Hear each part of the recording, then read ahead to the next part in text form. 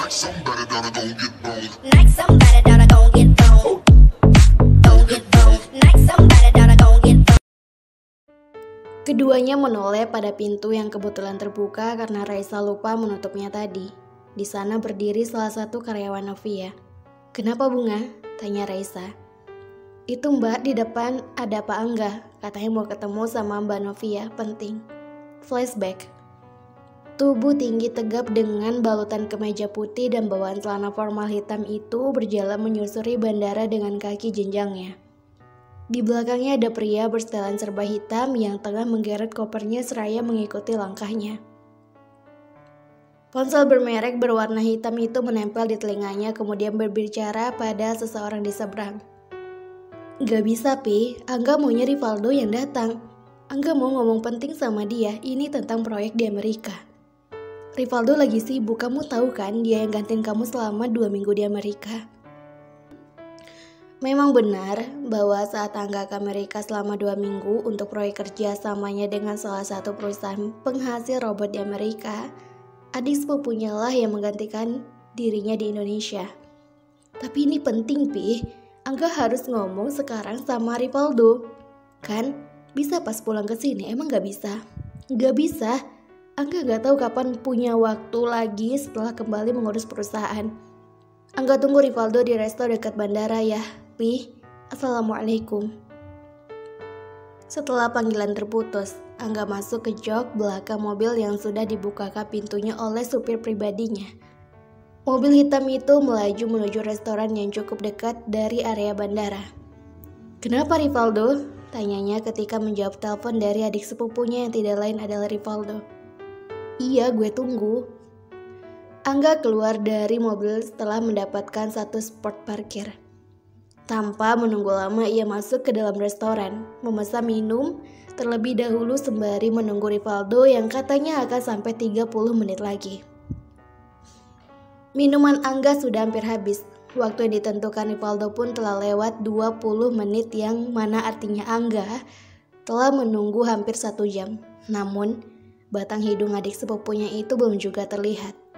Buru-buru Angga menelpon Rivaldo, tidak diangkat.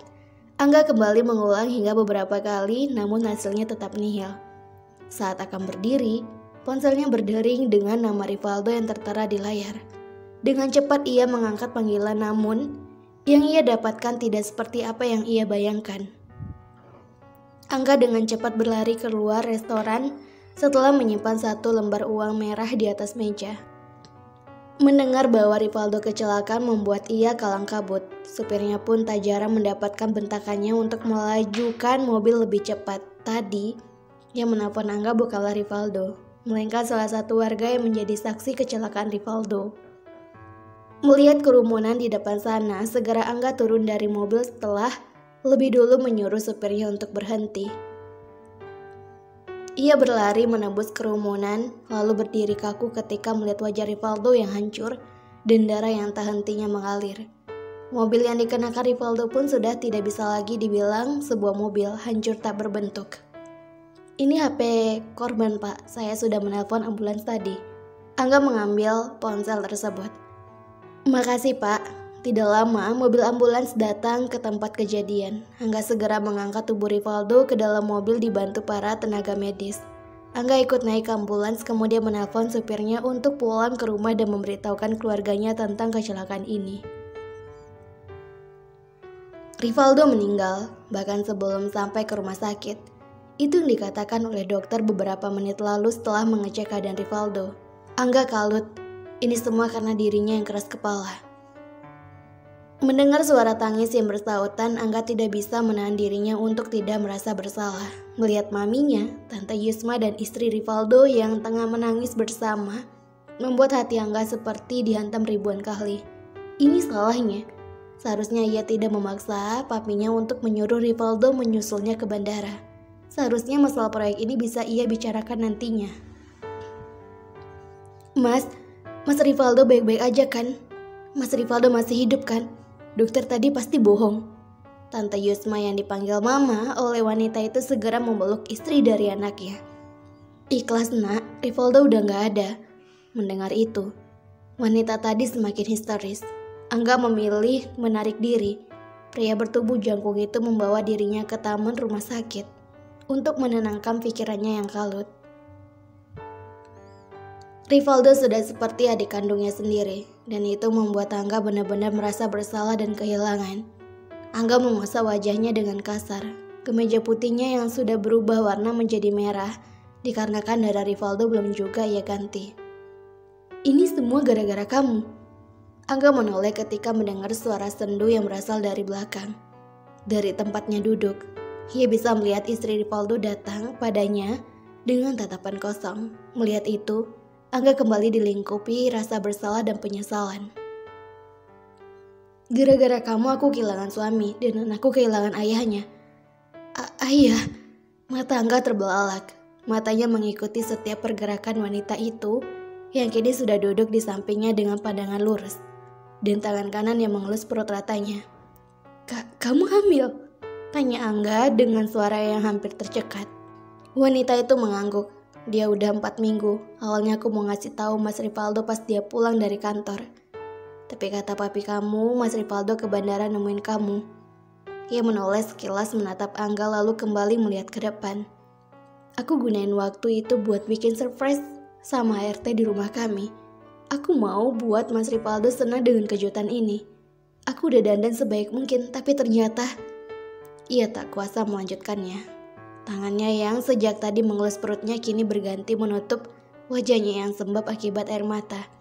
Ternyata malah aku yang dikasih kejutan sama Tuhan.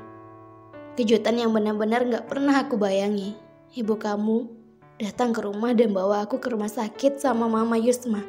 Tamanya dengan suara bergetar. Sampai di sana aku kembali dikasih kejutan sama dokter. Dokter bilang suami aku meninggal di perjalanan menuju rumah sakit. Tangisnya pecah. Isakan demi isakan terdengar memilukan di telinga Angga. Angga menelan sesak payah salivarnya. Bagaimana ia bisa membuat seorang istri kehilangan suaminya dan seorang anak yang kehilangan ayahnya. Angga menarik wanita itu ke pelukannya, menenangkannya, kemudian meminta maaf berkali-kali atas sikap keras kepalanya yang berujung fatal. Maafin aku Piska, maaf udah buat kamu kehilangan Rivaldo. Wanita bernama Piska yang ada di pelukan Angga itu terkekeh sumbang dengan suara yang mulai serak. Maaf kamu gak bisa buat suami aku balik Angga. Maaf kamu gak bisa buat anak aku dapetin ayahnya lagi. Ucapnya yang membuat Angga diam kaku. Ia tidak tahu harus berbuat apa. Jika ditanya apakah ia sedih, sangat. Angga sangat sedih kehilangan sosok Rivaldo yang selalu bisa menyeimbangi sifat kakunya. Rivaldo yang humoris, humble, dan pencair suasana itu benar-benar membuat seorang Angga kehilangan dan merasakan perasaan bersalah yang amat dalam. Apalagi ketika mengingat kondisi Piska, istri Rivaldo. Kami baru menikah tahun lalu, tapi udah banyak rencana yang kami susun kalau sudah saat nanti aku hamil. Angga kembali tersadar saat Piska berucap. Piska yang sudah melepas pelukannya beberapa menit lalu membuat Angga memegang kedua bahu wanita itu lalu menghadapkan padanya. Sesuatu yang mungkin bisa mengurangi rasa bersalahnya tiba-tiba muncul di otaknya. Aku bakal tanggung jawab Piska, aku akan buat anak kamu punya ayah lagi. Keputusan Angga yang ingin menikahi Piska disambut murka oleh papi dan maminya. Sepasang suami istri itu menatap tajam pada putranya yang berdiri di hadapan mereka dengan kepala tertunduk. Papi gak setuju sama pemikiran kamu, Angga. Ucap papi Angga membuka suara setelah beberapa lama hening. Mami juga gak setuju. Kamu udah gila apa? Piska itu adik ipar kamu, istri Rivaldo. Bisa-bisanya kamu mau nikahin dia dengan alasan merasa bersalah. Tambah Mami Angga kesal. Tapi Piska butuh seorang suami yang ngejagain dia. Apalagi Piska sedang mengandung saat ini. Papi sama Mami tega lihat Piska lewati masa-masa hamilnya tanpa sosok suami. Tanya Angga. Wajahnya masih sama dengan 1 minggu yang lalu, kacau. Tapi Angga memijat pangkal hidungnya. Papi tahu ini berat buat Piska Angga, tapi kamu juga harus berpikir 2 kali. Jangan karena kamu merasa bersalah atas semua ini, kamu jadi gegabah mengambil keputusan. Papi gak mau kamu menyesal dengan pilihan kamu. Angga dengan cepat menggeleng. Angga yakin gak akan nyesal, Pi. Ujarnya yang disambut hela nafas oleh maminya. Fesa bilang kamu punya pacar, terus pacar kamu mau dikemanain? Tanya sang mami sedikit frustasi. Tubuh Angga merespon kaku pertanyaan maminya. Selama 1 minggu ini ia benar-benar lupa bahwa ia memiliki seorang pacar di luar sana. Pacar yang benar-benar sangat ia sayangi. Kalau selama ini ia selalu kaku, datar, dan cuek. Namun Angga tidak bisa berbohong. Ia sangat menyayangi wanita yang menjadi pacarnya itu. Kamu gak bisa jawab kan? Mending kamu pikirkan lagi, Angga. Bu Tasya bangkit dari sofa yang ia duduki. Kemudian berlalu hingga kini menyisakan Angga dan papinya. Mami, kamu benar. Kamu pikirin lagi keputusan kamu ini. Ini bukan hal yang main-main. Pernikahan adalah sebuah hubungan yang sakral. Sama seperti papi dan maminya, Claudia juga menolak keras keputusan Angga yang ingin menikahi Piska.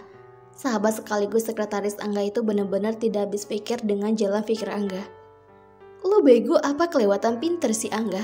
Selonok Claudia. Ajal, jodoh, dan rezeki itu semua ada di tangan Allah. Lo gak bisa seenaknya jalan diri lo sendiri atas kematian Rivaldo. Itu murni kecelakaan, men. Tapi gue kasihan Piska, Claudia. Dia lagi hamil muda dan dia butuh sosok suami yang bisa ngelindungin dia. Dan sosok itu bukan lo. Balas Claudia dengan cepat hingga Angga bungkam. Mata Claudia menyorot tajam pada netra pekat milik Angga yang terlihat sendu dan juga frustasi. Ingat Angga, lo punya Novia, asal lo tahu, selama 2 minggu lo di Amerika, Novia selalu nanyain kabar lo ke gue karena lo yang gak bisa dihubungin. Dan sekarang, lo malah mau nikahin cewek lain. Claudia menggeleng, tak habis pikir. Thanks again bro. Menghela nafas berat. Angga mengusap wajahnya kemudian mengempaskan tubuhnya pada sofa yang ada di dalam ruangan kerjanya.